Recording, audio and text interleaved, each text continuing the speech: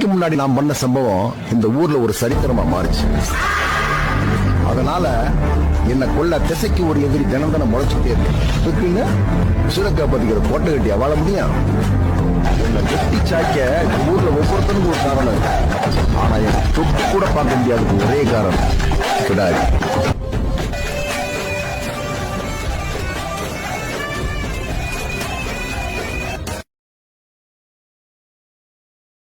முன்னாடி நான் பண்ண சம்பவம் இந்த ஊர்ல ஒரு சரித்திரமா மாறிச்சு.